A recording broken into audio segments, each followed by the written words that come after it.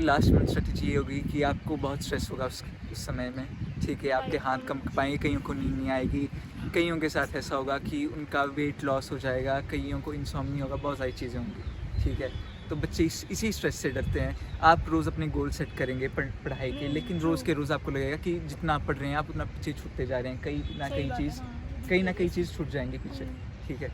तो पहली बात तो ये है कि आपको स्ट्रेस होगा, लेकिन आपको मैनेज करना है स्ट्रेस, क्योंकि आप उसमें अकेले नहीं होंगे। वो सारे 25 लाख जो बच्चे पेपर दे रहे हैं वो सारे स्ट्रेस होंगे, ठीक है।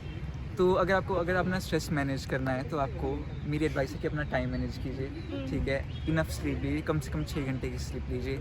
साथ में अपनी हेल्थ का ध्यान रखिए, जो कि मेरे को लगता है बहुत इंपॉर्टेंट है। बहुत ज़्यादा। अगर आपकी हेल्थ ठीक नहीं होगी, आप ना पढ़ पाएंगे, ना आप कुछ भी नहीं कर पाएंगे, ना आपका मेंटल स्टेटस ठीक होगा। साथ में जो बच्चे हॉस्टल्स में रह रहे हैं, अपने परिवार को फ़ोन कीजिए, अपने लव वंस को फ़ोन कीजिए। Don't isolate yourself. True that, अपने आप को आइसोलेट मत करिए, ठीक है, वरना मेंटल हेल्थ फिर और ख़राब होती जाएगी, ठीक है।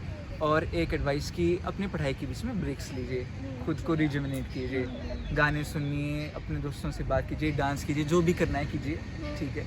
एक ही एडवाइस हुई। और दूसरा, अपने स्ट्रेस को मैनेज करने के लिए मेरी एडवाइस रहेगी कि आप कंपटीशन में हैं, 30 लाख बच्चे कम्पीट कर रहे हैं, but you have to realize competition is healthy, comparison is not.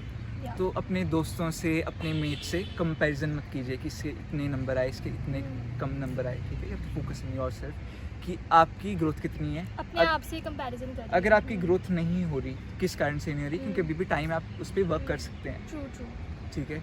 ये मेरी एडवाइस रहेगी और all the very best.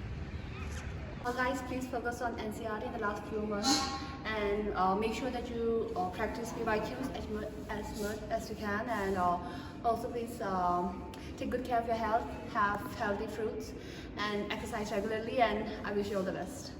Let's go. Test तो जितने टेस्ट दे सकते हो, लास्ट में तो टेस्ट ही मैटर करता है। मतलब तुम्हें ना एक स्ट्रेटेजी बन जाती है कि पेपर कैसे अटैम्प्ट करना है, पहले कौन सा सेक्शन करना है, तुम्हारा क्या स्ट्रॉन्ग है, कौन सी टॉपिक्स में है। तो फुल सिलेबस टेस्ट तो जितने दे सकते हो। और दूसरा ऐसा है कि टेस्ट सिर्फ देने नहीं है, उनको एनालाइज करना सीखो। मतलब तुम देखो कि तुम्हारी फिज़िक्स में कौन सी टॉपिक्स में गलती हो रही है, तुम किस टॉपिक में ज़्यादा बेटर कर सकते हो, वो कर लो, बाकी तो क्या ही है। ओके, तो the doom day last day आ गया है या आने वाला है कल।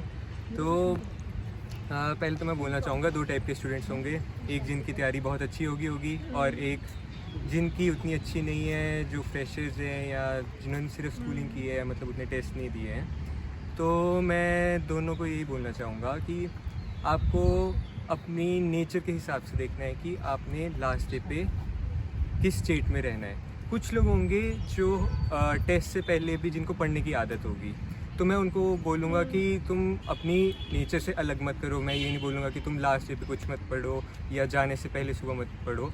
अगर तुम्हें आदत है तो तुम उस एग्रेसिव मोड में रहो, तुम थोड़ा सा पढ़ के जाओ सुबह, पर पेपर से पहले अपने आप को ब्रेक देना बहुत ज़रूरी है। और मैं दोनों टाइप के स्टूडेंट्स के लिए ये बोलना चाहूँगा कि लास्ट डे पे तुम्हारा दिमाग हाईएस्ट पोटेंशियल पे चलना चाहिए, तो अपनी स्लीप के साथ मत कॉम्प्रोमाइज़ करना। Sleep is very important, sleep बहुत ज़रूरी है। और उस टाइम अब लास्ट डे पे तुम्हें स्ट्रेस आउट नहीं होना है। तुम्हें लास्ट डे पे, मतलब लास्ट डे जब आने वाला होगा या पिछले दिन, तुम्हें कोशिश करनी है तुम अपने आप से बात करो, तुम्हें औरों के बारे में नहीं सोचना है, जोन आउट हो जाना है और बिल्कुल अपने आप को इंट्रोस्पेक्ट करना है और ये सोचना है कि ठीक है, मेरी परफॉर्मेंस जैसी भी है मैं कल दूंगा, मुझे फ़र्क नहीं पड़ता मेरा पेपर जैसा भी जाए। मैंने तैयारी की है जितनी भी है, मैंने अपना बेस्ट देना है, मैं मास्टर हूँ, मैं किसी और के बारे में नहीं सोचूंगा, पेपर मेरा होगा कल। तो यही एडवाइस है, रिलैक्स करो, चिल करो। ये डिसाइड, मतलब इतना वो कोई बड़ा बनाने की ज़रूरत नहीं है कि अगर नहीं हुआ तो क्या होगा, या तुम्हें बस ये सोचना है कि मैं अपना बेस्ट दूंगा, जितना मैं अपना बेस्ट दे सकता था, अपने पोटेंशियल को सरपास करना है मुझे कल, इससे बेस्ट मैं नहीं दे सकता हूँ। बस ये सोचना है, जैसी भी तुम्हारी तैयारी है, ठीक है। All the best. Thank you. ठीक है, तो जैसे आपने अपनी प्रिपरेशन करी होगी 1 साल, तो आपको पता होगा आपकी कितनी अच्छी प्रिपरेशन हो रखी है, और जब आप एग्ज़ाम सेंटर में पहुंच जाओगे तब आपको अपनी वही कूलनेस जो है मेंटेन करनी है जो आपकी पूरी 1 साल थी। अभी उसी कूलनेस के साथ आप पेपर देने बैठोगे, और अब एक बात का बहुत अच्छे से ध्यान रखना है, एकदम लूज़ क्लोथ्स डालने हैं, चप्पलें में आ जाओ कोई दिक्कत नहीं है, शूज़ वगैरह अगर टाइट है तो खोल सकते हो। फर्स्ट ऑफ ऑल जब आप एग्ज़ाम हॉल में एंटर करोगे तो वहाँ पे उस इन्वायरमेंट के अकॉर्डिंग अपने आप को ढालो कि अगर वहाँ पे कोई नॉइस है, पंखा नहीं चल रहा, तो तुम्हें क्या करना है, उसको एकोमोडेट करना है 1 घंटे में खुद को कि विदाउट पंखा मैं एग्ज़ाम दूंगा। अगर वहाँ पे कोई नॉइस है तो उससे खुद को हैबिचुएट करो कि वहाँ पे कोई नॉइस है तो मुझे वैसे ही वहाँ पे रहना है, उसी नॉइस के साथ 3 घंटे बैठना है और वहाँ पे पेपर देना है। बेंचेस छोटे हैं उसके साथ भी एकोमोडेट करना पड़ेगा, बिकॉज यू डोंट नो कि वहाँ पे तुम्हारी क्या सिचुएशन झेलनी पड़ जाए। और इसके बाद खुद की कूलनेस को उस बेंच के साथ मेंटेन करो। अगर बेंच हिल रहा है तो टीचर्स के साथ बोल दो कि ma'am this is a problem, क्योंकि 3 घंटे बाद तुम वो प्रॉब्लम नहीं बता पाओगे किसी को भी, टीचर्स को बता दो, इन्फॉर्म कर दो if you have any problem. Washrooms देखा हो कि अगर बीच में कहीं जाना पड़ जाए तो तुम्हें पूछना ना पड़े, भटकना ना पड़े। हाँ, ड्रिंकिंग सिस्टम चेक कर लो कि ठीक है, बॉटल्स वगैरह अपने साथ रखो, रैदर कि कई इंस्टीट्यूट्स में आ जाते हैं आपके पास। और ये होगा आपके साथ बहुत ज़्यादा ऑब्वियस होगा कि एग्ज़ाम सेंटर में पहुंचते वक्त जब आपकी चेकिंग वगैरह हो रही होगी, आप अपने रोल नंबर चेक कर रहे होंगे, तो वहाँ पे ऑब्वियस है कि थोड़े स्ट्रेस आउट कंडीशन रहेगी कि मेरे पास ये सामान आ गया, ये नहीं होना चाहिए था, या मैंने कपड़े गलत डाल लिए। तो उस सिचुएशन के अकॉर्डिंग खुद को ढालना सीखो। ये नहीं आप एकदम अपने आप को एक रेज मोड आ जाए आपके अंदर और आप सब कुछ भूलना शुरू कर दो, बिकॉज अगर वहाँ पे आप ओवर एक्साइट हो गए ना, आपको सब कुछ भूल जाएगा जो भी आपने पीछे का किया है। जो भी मेहनत करी हो सारी फिर वेस्ट जा सकती है। हाँ, तो आपको उस इन्वायरमेंट के अकॉर्डिंग अपने आप को एकदम सेटल डाउन कर रखना है, और अपने पेन्स वगैरह जो आपको मिलेंगे उसको चेक कर लेना पहले। और खुद को अगर आपको कंफर्टेबल नहीं लग रहा सीट के ऊपर तो आप बोल सकते हो टीचर को कि दिस इज़ द वे, मैं नहीं दे सकता इसमें पेपर, और आपको पहले ही कर रखना है पहले ही, क्योंकि अगर पेपर स्टार्ट हो गया देन ही और सी जो इन्विजिलेटर वो आपकी नहीं सुनेगा। इसके बाद यही है, और लास्ट में अपनी कूलनेस को मेंटेन रखना है, जितनी स्टार्टिंग में आप हो उतने लास्ट तक मेंटेन रखना है, और टाइम को बार बार चेक करते रहना है जितना आपने टाइम डिवोट किया था। और रादर अगर आप बोलो कि अटेम्पटेशन कैसे करनी है पेपर में, तो वो आपका ऑब्वियस तरीका है जैसे आप पहले से देते आ रहे हो, नो नीड टू चेंज, क्योंकि आपने अपनी स्किल्स को उसी के अकॉर्डिंग इम्प्रूव कर रखा है और आप उसी को जाके वहाँ पे रिप्रेजेंट करो।